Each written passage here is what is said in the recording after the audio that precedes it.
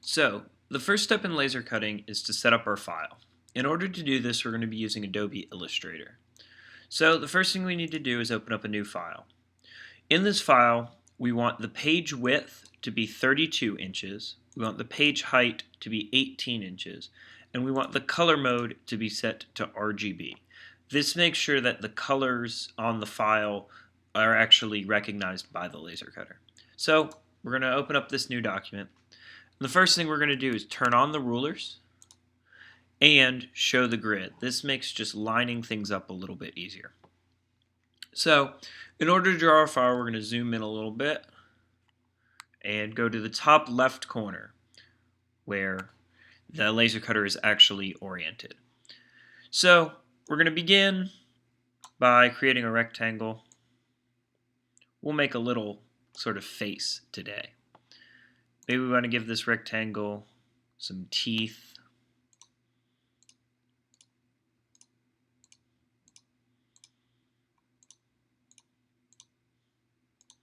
Something like that. And then maybe we want to do another rectangle on the bottom, maybe a lower jaw.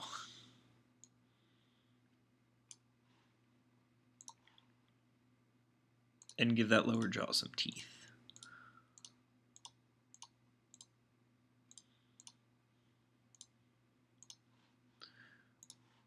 We're going to combine these two using the Pathfinder tool. So, this will be sort of the base shape that we're going to be working with. These two shapes are the shapes that we'll want to actually cut out on the laser cutter. So next we're going to give our guy some eyes.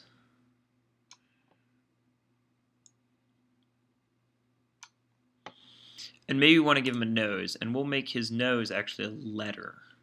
We're going to make his nose a T. We're going to scale that T up.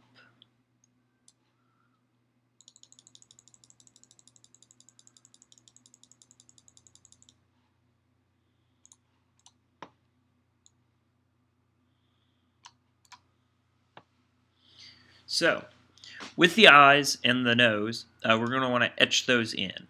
So, in order to define what we want the machine to do with each color or each type of line, we need to change the color. So, our eyes, we're going to have no fill, and we're going to change the stroke to red, and it needs to be RGB red. So that's 25500.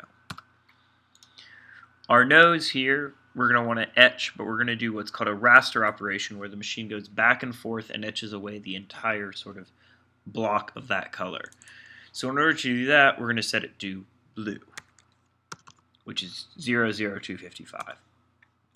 And our outline we actually want to be black, but we don't want to fill for it. We just want the stroke. So we're going to come in, and the default black on Illustrator a lot of times is this registration. So we actually want to make sure that's true black, which is 000. So the next step is to adjust line weights within this file. So if we want to do a vector operation where the laser cutter actually traces around this line, say to cut something out or to etch it, we want to make sure that the stroke for that line is 0.001. Both line weight and color are things to always check when you're setting up your file. They're usually the thing that you might do wrong and may have an issue. If these aren't correct, the machine won't actually recognize them. And so when you go to actually laser cut, your settings will essentially just read as nothing. So the next step is to position our file. So we're going to put it about a 1/4 inch from the edge. I like to leave a 1/4 inch of space just to be safe, because sometimes the machine does get a little out of orientation. And although the machine is not perfectly accurate within the edge, it is perfectly accurate within itself. So if I wanted to create another one of these faces, I could actually set it fairly close to a second one, so that the laser could actually come in here and make these cuts just fine without an issue.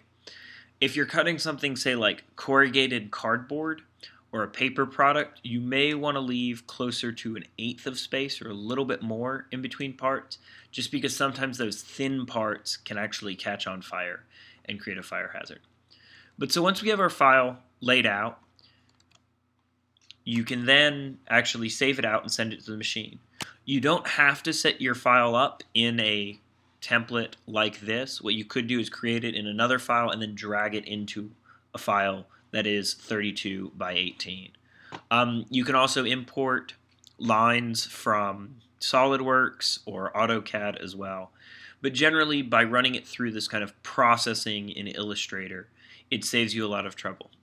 When you actually go to save out your file, you want to make sure you save it as a PDF, and then you'll actually print from Adobe Acrobat.